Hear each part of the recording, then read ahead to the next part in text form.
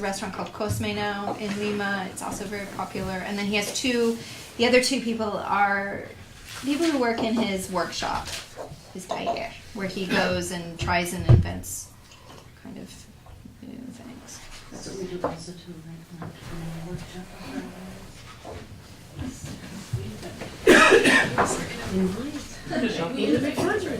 Invented something. Yes. Cooling on those It's words. inevitable, I think. So why, I don't know why this doesn't have audio, actually. I have been. I think we have this podcast. It had audio before. Okay. Oh, it's not making focus. Oh yeah, for sure. Yeah, it comes out. Oh yeah. I don't know. I tried. Well, now it's worse. I don't know. So maybe we don't. Maybe I can just send these to you and you can look at them. So this is one clip where they're just basically riffing on a dish that he did a whole series around her cookbooks on this cooking show, and he riffs on it. The other one I wanted to show was about pigeon. He makes a dish, a forgotten dish of pigeon, and because Alice from the other night had said that she is making a lot of pigeon, I wanted to share it, and so I'll email people those two clips. The pigeon, the preparation of pigeon is interesting in her cookbook because you liquefy the meat with the cooked bones. You liquefy the whole thing, including bones, for the pigeon saucy stew. So, food historians, I don't know if that was really common in other cuisines or not, but Gaston, the look on his face is like, this is going to be interesting, right? So,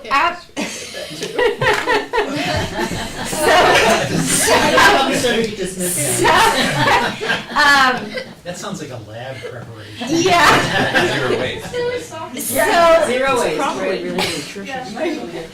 so after I interviewed Zoila's daughters, I sort of became curious about the 50s in Peru, and then that extended into the 60s. So I'll just kind of quickly go through some of these. So it was still common for women not to go to university, and so they went to kind of, I don't want to call it a finishing school, but a place where they learned domestic skills and trades, sewing, bird keeping actually, how to have chickens and pigeons and things like that, and of course how to cook. And then every person I interviewed, I started to say, well, is there somebody else I should talk to? And many women told me that they had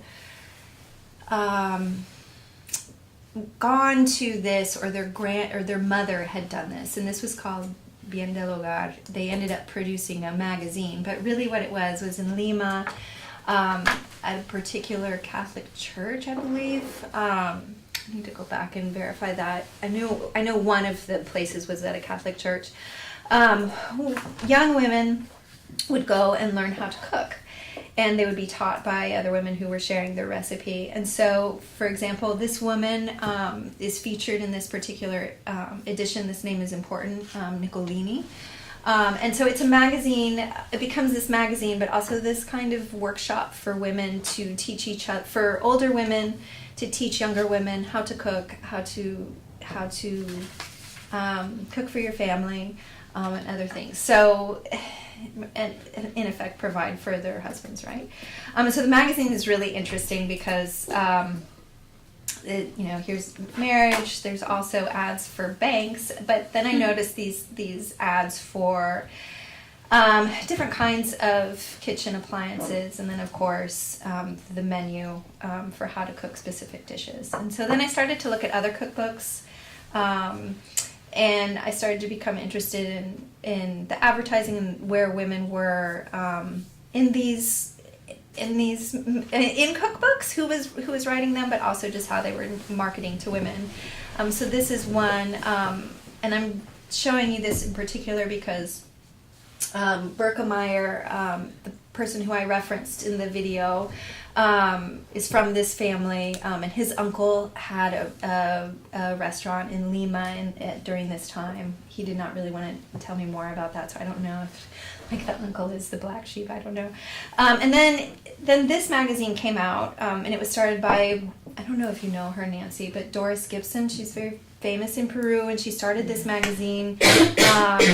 And it's kind of, it is a cross between Life magazine and maybe like a Newsweek or Time. It's still around. It's investigative journalism with kind of a glossy touch.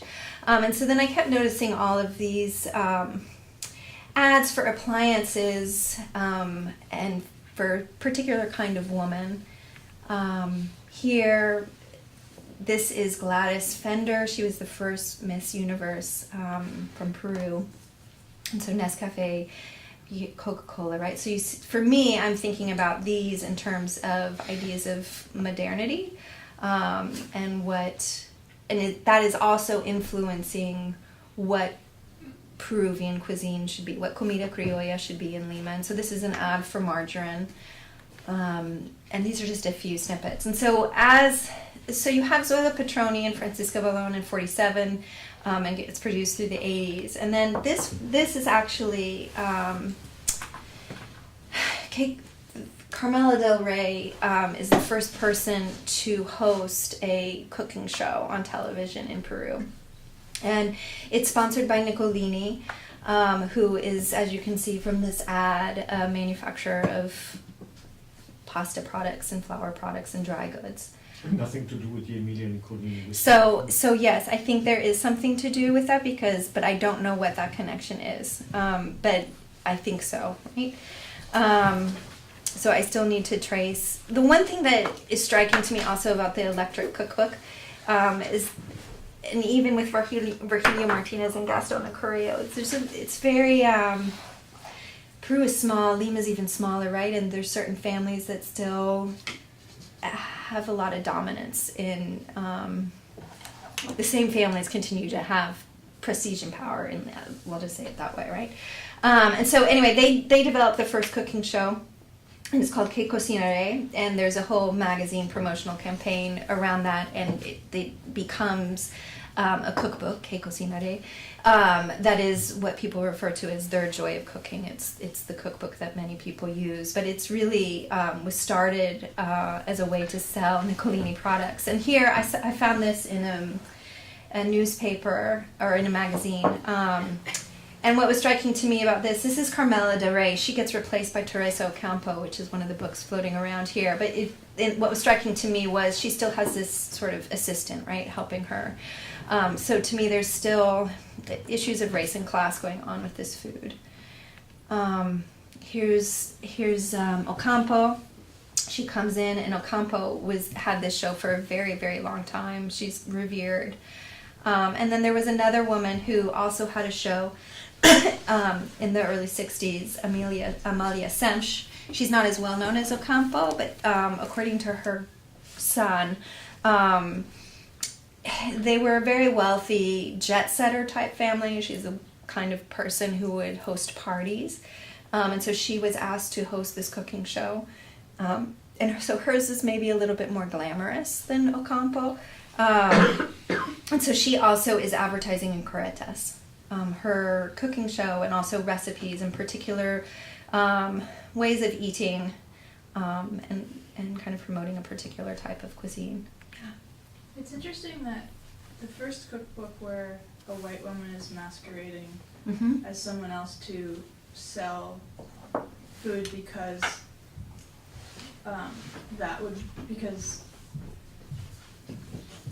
just like to sell better as a marketing tool, but now it's shifted. Now it's shifted. into Mhm. like you need to be white and skinny to sell food. Mhm.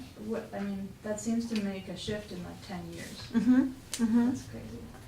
And Yeah. bizarre and problematic. Well, so one I think that's a great observation, and I don't have like an answer because this is still such a new project for me. But one of the things that's happening is you're having increased marketing and external kind of importing of goods. But yeah, you're right. It's a really great observation that there's this shift that takes place between who can now cook, right? And that what sold a cookbook before might not sell a cookbook. Yeah. It seems to me in one there's an attempt to a striving for authenticity, Mm-hmm. whether let's call it fake. I can't tell how well. Let's say fake authenticity, Mm-hmm. and then the other is more. It's more for style, Mm-hmm. right? And then later that it can compete on the global stage. So these are different goals at each stage. Different audiences. Yeah. So this is, as you said, the modernity is very different than the I'm cooking authentic. Mm-hmm. My recipes are authentic. Look Mm-hmm. by the persona of the author, the fake persona of the author. Mm-hmm. Mm-hmm. Yeah. Yeah, go ahead. I was just wondering, is that cake that's crusted in like dry pasta? Yeah. Like what is that? Candle. I mean, that's a very odd way to promote pasta. No, I don't think it's a cake. It's just a design. design. Yeah, it's decoration. Yeah, You should yeah. make things out of macaroni at Christmas time. I guess there's a lot of extra. Glue things on cardboard.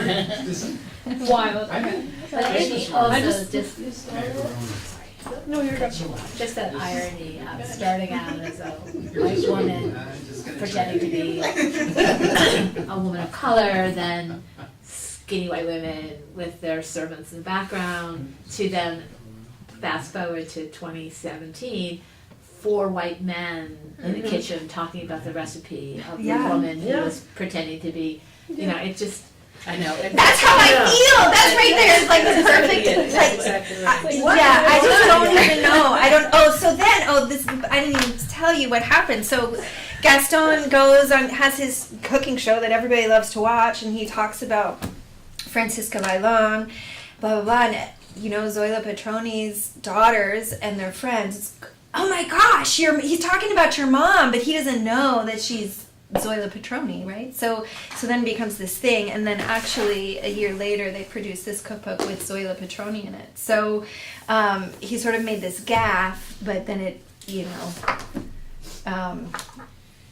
it's He ran with it. he ran. I mean, he's He transformed it into yeah. So he With the daughters or by himself? no, by himself with Javier Macias, who's a historian, right? So. And they don't know where he got the picture, and they were like, well, he must have talked to somebody, but he didn't talk to us. But then there's still this question of race. Here's the one over here is taken from a cookbook, and then the essence of vanilla is something I bought when I was there last year, right? So that's part of a brand. It's a brand. And so then I started this is all things that I'm not sure what to do with this, and so it's great. I love having people's Excuse me, is observations. Negrita the name of the brand? And the product is the vanilla essence? Yes. Mhm. That's bizarre. Yeah, and so then as I keep going, I find out about Rosita Rios, who she had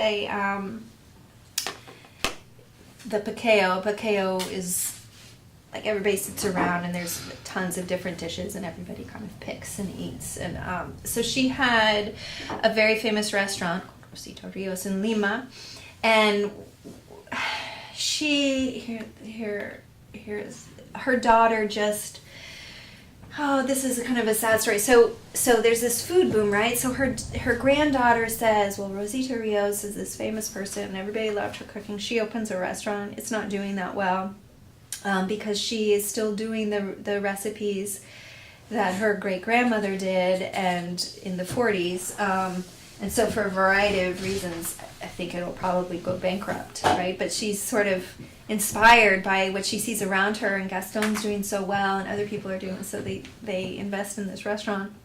But there's also a myth around her that everybody, all classes, so even though there's the myth that we're all mixed blood, right? There's definitely not the myth that all classes mingle. But here at Rosita Rios' restaurant, everybody said, well, she was this grand cook, not chef, grand cook, and everybody came to her restaurant, no matter what class. And then I was interviewing somebody and asking them about this. And this is in a home of a very well-known caterer, and I'm having lunch with her, and her husband is sitting there, and I'm asking about Rosita Rios, and he so honestly says, like, people went there, but they didn't go together.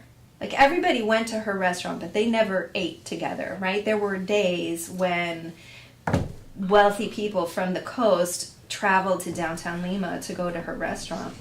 And it was so striking to me, just the way in which it was like, sure, everybody ate her food because it was delicious, but there wasn't this sense of like fusion, class fusion, right? And so then there's Teresa Izquierdo, she has a really successful restaurant. She passed away a few years ago. But her restaurant is The Corner You Don't Know. And she is also celebrated as part of Peruvian food heritage. So I ended up deciding I wanted to do interviews with women in Lima and expand from the daughters and some of the family members. And so the majority of them were over 70, and I kind of did a snowball method, so I would ask people, who else should I talk to? So it's a bias sample, and I feel like I need to go back and extend my reach a little bit. And so I did that, and then I also did some well-known chefs. And so these are some of the ladies that some of them are obviously younger in this picture, but these are some of the ladies that I interviewed. This is Paola Marzana. She's one of the more well-known women that I interviewed. This is a picture of her when she was quite younger. She's really interesting. She does not like Gaston. She's like, he's a misogynist. She actually went to the Cordon Bleu before Gaston did her stage, I think is how you call it, stage? Stage in Paris. And she comes back to Lima and had a little cooking school. She used to do where you cook and then you sell things, so like exhibition style cooking. And now she has completely like disappeared from public eye in many ways, and she actually though still cooks, and she's the one who's making the ingredients and the recipes for the packaged food that people buy in Peru, right? So Maggie, the red pepper sauce, right, is her recipe. And then there's Blanca Chavez is another woman who I interviewed. Her story is incredible. She's younger. This is a picture of her when she's much younger, but she's still only she's a younger woman. She's probably in her 50s. And so she told me this story. She's from Arequipa, got married really, really young, and it didn't work out. She had children and didn't have any money and started selling food out of the front of her house, and just ended up building this incredible empire around food. But she's amazing, but nobody knows about her really outside of outside of Lima, right? And so one of the things that I wanted to try and do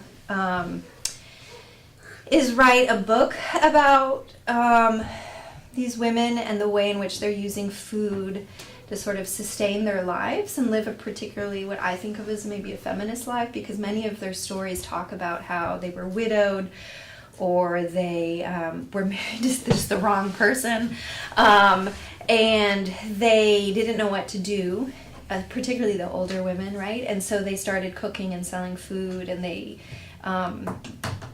became more well known around that and used food to survive, right, and to take care of their families. And then other women, just the way they talked about food and the way in which they developed relationships with other women around food, I thought was fascinating. So I want to kind of try and do something with that. So beyond that, I don't know. I was thinking about it as maybe bilingual, as profiles. I was thinking of doing like journal articles for the more, more academic things, and trying to do something more public facing with the women. I don't know. And if you know of any transcription, people who do Spanish transcription, let me know, because I have a lot of interviews that need to be transcribed. So that's what I have. So yeah, that's it.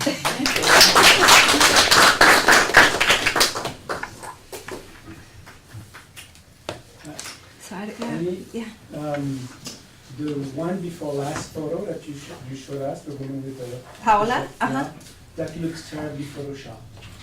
That it looks like she never wore that hat, that it was put on top of her head. Oh, really? It was, I don't know. I sat with her and she showed me all of the sort of publicity, and so maybe it's just the way that I took it. Just- You know, what was so fun about this research compared to other research projects I had, people love talking about their lives and food. And so Paolo's a great example of being like, oh, I want to come and I'll interview you, and I ended up staying for hours, right? And just like, I'll probably go back and talk to her some more. So I don't know, I want to do something with that. Like, to me, that's really meaningful. And I don't know how to communicate that in written form yet, right? That there's such passion and it's so important for Well, it. something that occurs to me would be the great Latin American tradition of testimonio. That is really what you're doing, is that you're helping these women to articulate their stories, and that is testimonio. Yeah. And you can have a whole book of how these women, they're each one of their stories, which has this common thread of cooking.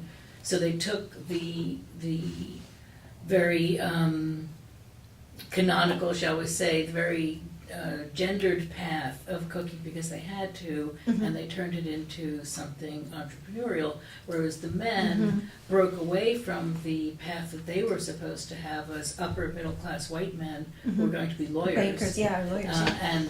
And they made all this splash for themselves. I think it would really be a fascinating story, and then how you insert Peru into it. I think the story will tell itself if you interview enough people. I think that Peru is going to come out of this as the protagonist.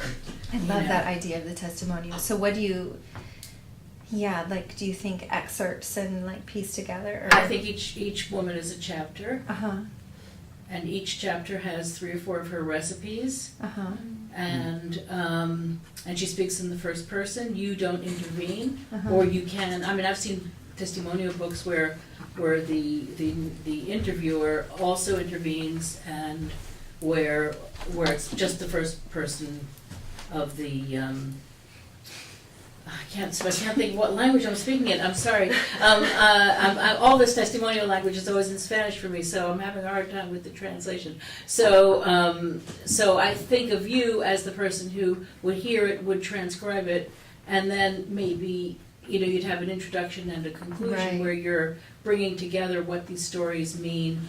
I think that the structure will come later, but the main thing now is to get the stories and let's say 3 of their most iconic recipes. Sounds beautiful. That's I'm and ready you to said write then down the expand table because- of contents here for the book. one chapter per woman, Yeah. 3 recipes per chapter. So And his it's voice it's introduction very and conclusion. skewed towards fairly well educated. I mean, middle But and that's- upper class. but that's- But I that's need to also go not back good. and like. If you're gonna. But that's the reality. Yeah. Well, there are other women though who aren't from this particular social class who still this one story I could go back and interview her where she her husband loses his job when Fujimori comes into power, and they don't have any money, so she does stuffed potatoes, right? And she goes to the school and sells these stuffed potatoes from the back of her, from the back of their car, which is like their only asset. So I would want to, round out the diversity of testimonies, because I think one thing it will show is the way in which, in some ways, this transcends class a little bit, because the gender role is consistent. Well, you have examples of food for basic sustenance and necessity, which I've just been talking about, and then it develops. And then you have food to be chic and to forge something on the national level and to sell it and to market it and to brand it on the global level, right? Scene. And it's very interesting. I wonder, those are these bros, these young men or middle-aged men, and they do something to try to sell it as chic. And I'm wondering how, as different cuisines go global, and become chic, how often is it men who are doing that work as opposed to the women who have been doing the sustaining And the labor and the and- inventing, shall we say. Yeah. and then it makes, I mean, it just makes Julia Child stand out all the more. Well, I But mean, she this was is the on thing that when he goes stage. and looks at Francisca Bailon's recipes, and he's gone and looked at all kinds of recipe books. Like, there is this, like, I'm going to use this woman's work and then transform it and make it into something that will Something be cool. Yeah. Why don't you give him any credit? He goes against his family, he goes against all the wishes of his family, and then Yeah. he bails out of, he goes to law school and then bails or doesn't even bother. You know, No, all I- these- no, Resources to do it. And he gets bankrupt by his dad. Because I don't believe it as I don't believe it. I don't believe that all of that. I mean, you don't even have to get into the men if you Yeah. don't want to talk about them. If you what you want to do is tell the woman's story. Yeah. Tell the woman's story. Yeah. Period. Just tell that story. It's a story Right. in its own right. yeah. No matter what the men were doing. And if you want to tell both, tell both. That's a different. Yeah, I think you're right. Like, I think that I do want to celebrate and do. I think the testimony is really interesting, and I think that I don't need to bring in, even though that was how I entered into the project. Kind of thinking about, like, where are the women in this? They're completely absent from this national narrative, right? I mean, Yeah. Well, I think in your introduction you bring in that. You can set the context of Yeah. like, this is how I discovered this. Uh-huh. Like this Before is we the read it. stage that the world is suddenly seeing Peru Uh-huh. because they're calling attention to it. But I mean, you look closely at all and you'll notice this lacking, and that's like you just describe your entry point, and then that, without even getting into the menu, you've set that context, and then that parallel is so obvious for the reader to make anyway. I think. Something that might not have anything to do with your book, but that I'm kind of interested in is like these women, these upper class women that are able to have these restaurants, right? And they're feeding, thousands of people, millions of people, whatever, or from around the world. And then there's the women in the community that are feeding the community. And is there a difference between what they see their roles as and the way that they're cooking? I think specifically about an interview I did this summer with a woman who sees about 500 men who's going to work in the Amazon, and she feeds them a very simple dish. It's rice and eggs, and that is it. But they come every day to be fed by this person who wakes up at 2 a.m. and cooks all of this food. And so I just am interested in, Yeah. is there a difference in what you feel your role is, how you communicate about, how you hold your family together? Is it just about feeding your family? Is it about the economy of the space? Like, yeah, I don't know. No, I think that's really interesting and a good kind of.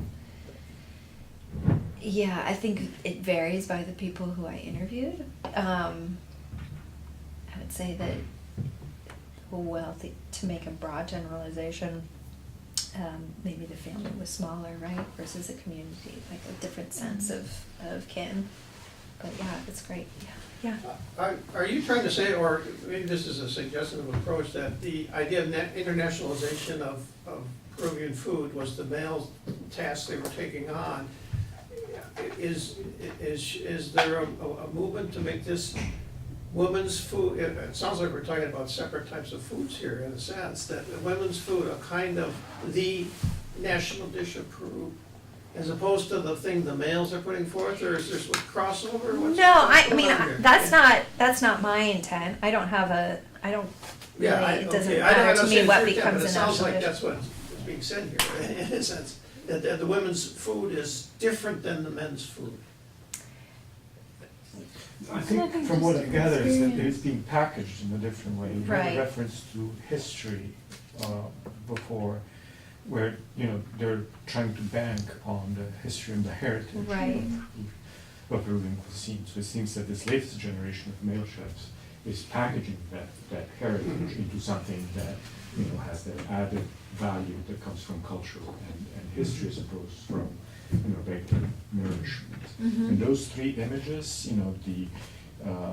Francisca Bailon book cover, and then the magazines, and then the four guys cooking.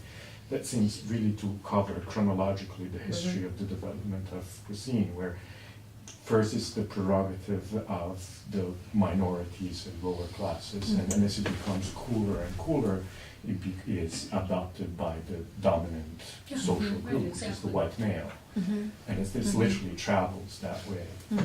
This is kind of just in Lima though, so, like, or that's what it seems like, so I guess I'm wondering, like, is your intent just to sort of tell the story of Peruvian food as like Lima being the representation of all Peruvian food, or like how does that work in your eyes? Yeah, so I think I limited myself to Lima, so it's really the comida criolla. And Gaston and Virgilio are sort of, they're doing more sort of a Peruvian food as a, you know, it's everywhere kind of thing. But my intent is not, it's really to focus, because I can't, I wanted to focus more on Lima. So I don't know if that, Yeah, but and in terms of the food boom, I think I mentioned this, like it's happening in Cusco. They, you know, Gaston has, I think, 3 restaurants there now. Virgilio now has Mil. There's lots of other places there. Arequipa. So it's happening in urban touristic centers, which makes sense because that's how it's been. That's the purpose of it, right? Yeah. There's this, yeah, and so so foreigners and other tourists are going to those places because they're already on that route, and so you can then make a connection with that. People have to eat, right? And so you target them in those locations. Yeah, I think too, like the that there is still like there's a strong culture of food preparation, and like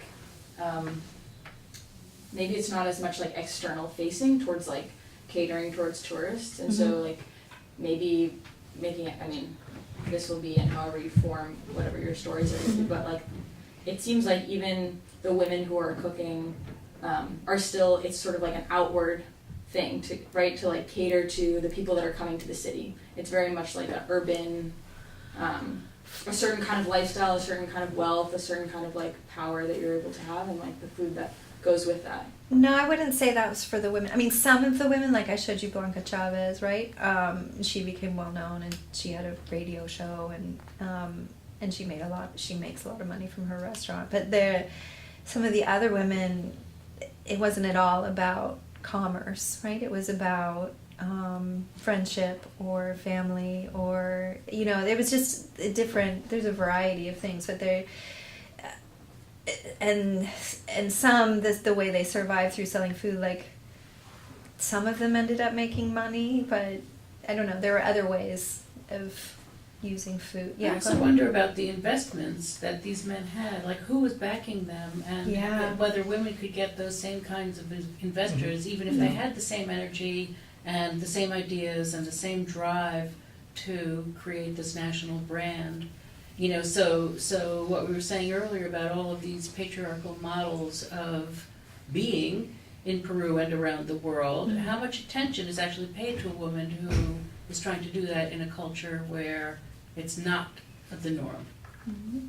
Like you were saying, Astrid and Gaston faltered for a few years and didn't succeed, and then rebranded themselves and did, and it's so rare to hear a restaurant falters and succeeds. Normally it's like if you don't start on the right foot, you have so much capital to do. Like we have a year to make this work, and then it's not working, we have to. Well, to Nancy's point, like Gaston's family supported him. Right. I mean, they're from super well connected. Right, that's yeah. So to jump on these 2 points, they start as Astrid and Gaston, and everything we have seen is Gaston. Gaston, yeah. So this rebranding is him. Yeah, well, the branding is the blonde wife in a country where that's a value. Yeah, precisely, Nancy. So she's in to fit with sort of general way these things work in the chef world. She's a pastry chef, right? So she's made the desserts. Because that's, I mean, that is typically how it works, right? Like the sweet foods and the baked goods, what women do. So she hosts, she's there hosting the. I mean, Gaston doesn't cook at any of these places, right? And people will say, "Oh, Gaston, kind of a mediocre cook, but amazing at like marketing and entrepreneurial like Yeah, effort." that's what it makes sense. So he's very savvy. So Paul, it's not like I appreciate his savviness, but there's also this underlying thing that I'm trying to grapple with. no, Yeah. I wouldn't put them together. You know what I mean? It's just it seems like he. I'm a hater. No, it just seems like people just were quick to dismiss, his business acumen, I guess. Yeah. I don't know. If he didn't do anything wrong, and if he's not, you know what I mean? You know what I mean? He's just playing on the times. We've got lots of people around here that do that,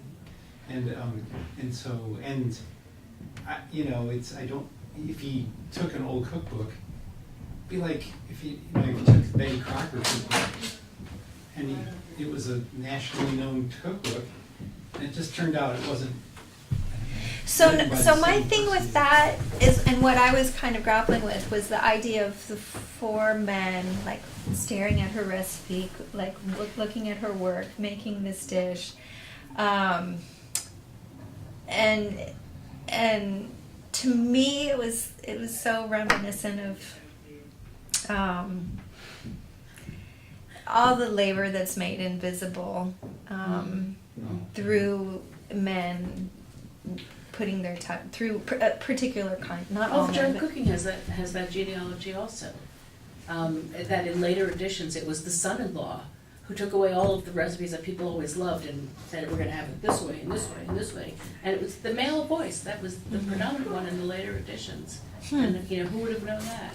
I mean, them, the four men looking at her cookbook and capitalizing on it seems like it's a perfect analogy for the whole country. Like, they took that, made her invisible, and profited on it. I'm sure they maybe did creative things with that, but now these four men are also modifying and fetishizing tradition, and therefore making invisible the whole history of women who were the pillars of the cuisine for centuries. But she also made herself invisible. Right. And the wasn't first there, stage wasn't there with the cuisine fake to begin with? She's an authenticity. Italian woman Yeah. Yeah. who, So It was pseudepigraphy. yeah. So there's all of these. Only layers to I have an article coming out about this complexity because I talk about heritage prospecting and sort of the trouble of like adventuring into the past, like, and what happens when you do that.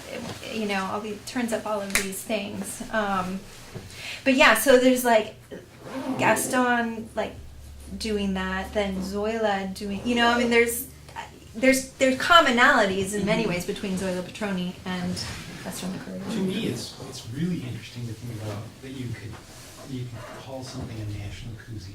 Yeah. That is a weird concept, just because it sort of shows that you don't know history very well, or you don't know how people live. They don't. That's not what happens. I don't know. It's very strange. It's That's a reminiscent question that I grapple with. of politics How now. to, Well, how the to whole classify UNESCO it. thing is all about that, But- creating a brand and it's a marketing thing. But this is corollary of the making of the nation state. UNESCO. Yeah. Exactly, but When- do you classify it as Yeah. a nation, do you classify it as an ethnicity, do you classify it as a religion, do you classify Yeah, it as a exactly. region? That is really, I think, one of the major questions that you think about. Just one of the things I wanted to, first of all, this is such a fascinating discussion to a scientist to listen to all of this. It's really fascinating, and just a couple of comments about some of the work I've been doing in trying to put together an introduction for this molecular gastronomy book I'm trying to write into the history of cookbooks in the United States, and how so often women who were scientists and had no place to go in science because they couldn't get degrees from institutions, this is the late 1800s, early 1900s, they ended up picking up food as a interesting. way of being able to be actually scientists. Although they lost the title scientists, they were the cooks and not the chemists. They weren't the chefs, and then that got elevated into some discussion about nutrition, and so they used their scientific aspect, developed recipes, but considered things like, sanitation and nutrition, and that was home economics that was developed as an outgrowth of the early Right. women writers of recipes in the US. And that continued for many, many years, and then again in the US, it's now appropriated by the high-end restaurants, which are pretty much all men. And so it's just one, so I don't think what's happening in Lima is unusual to Lima. I think this kind of is probably a worldwide, a human sort of condition. Just one other point, also about how it also seemed, as we discussed the cuisine, it moved to smaller and smaller food portions. And That's then in the video there was, I don't know if you noticed, there's a section of guy kissing. So this is an amuse-bouche. Everything that was prepared was Yeah. this teeny Tweezer little, food. the tweezer food, the one potato, like you imagine if you were the, cook for a house coming out and serving 2 potatoes for the dinner. So it just, It's not about nourishment. No. not about fooding, Yeah. not about nourishment, not about Yeah. taking care of.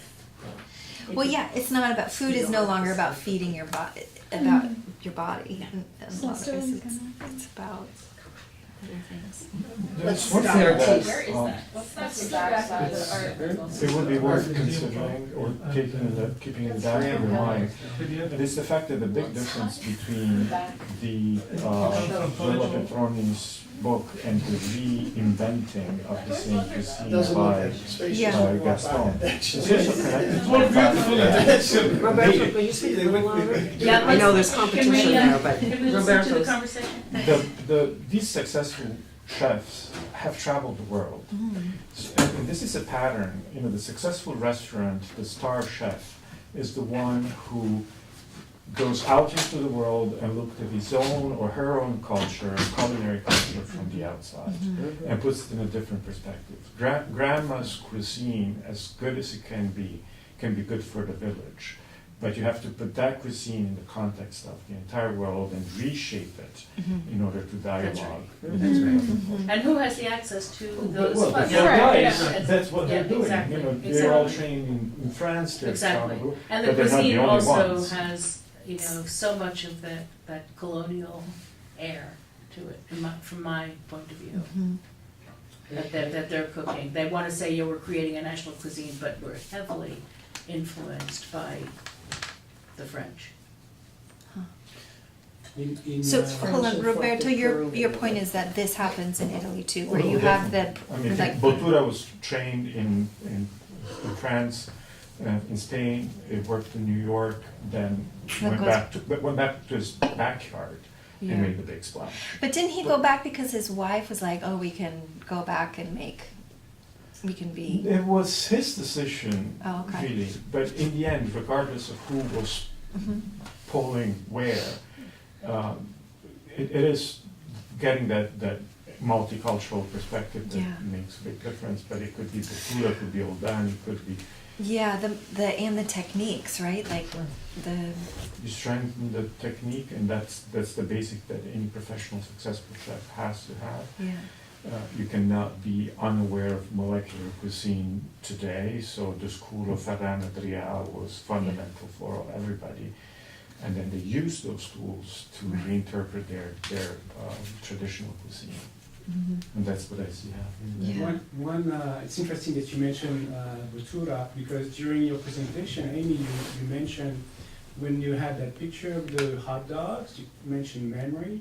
Yeah. And that reminded me of Chef's Table, season 1, when they covered Memory Bottura. Mortadella. Yeah, Faith Willinger, who's one of the people talking about the Simo Bottura, says, one of the most important ingredients in his food is memory.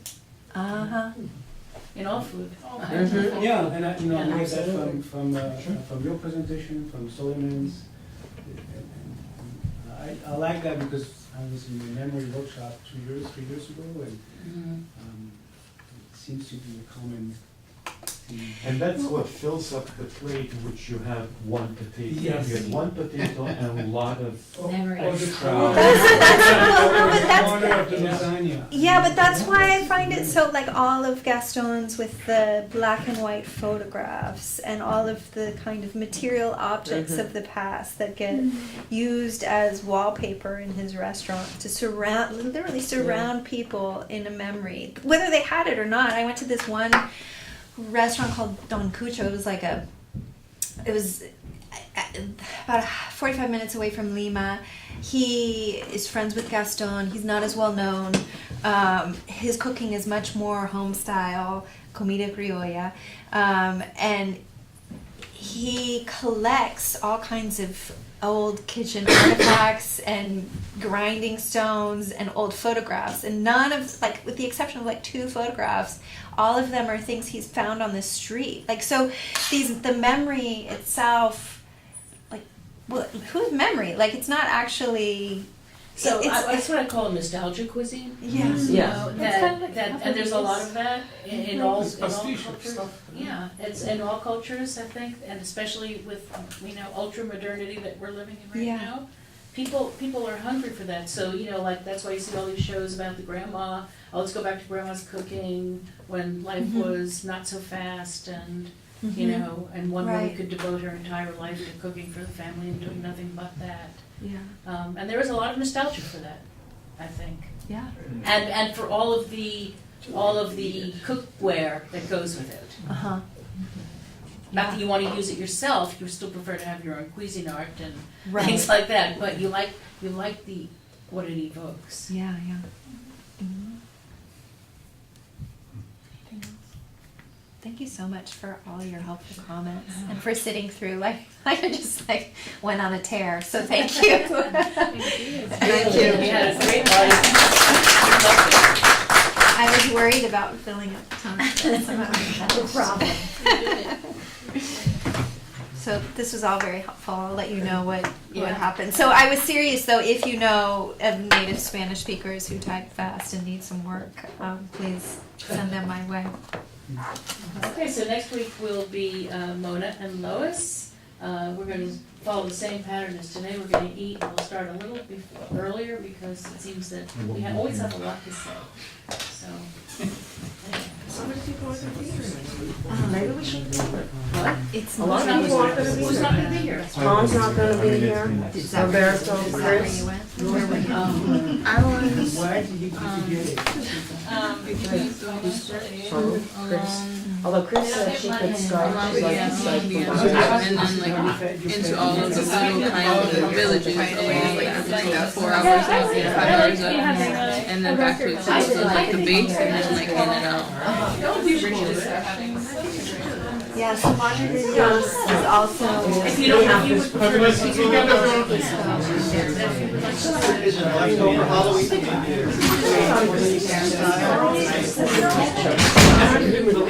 you like Very to fascinating I found about those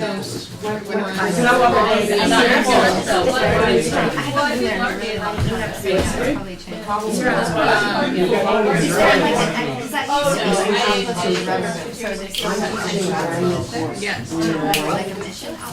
Like I think a little farther out is their mission outpost, but a lot of expats do live there, like for white men.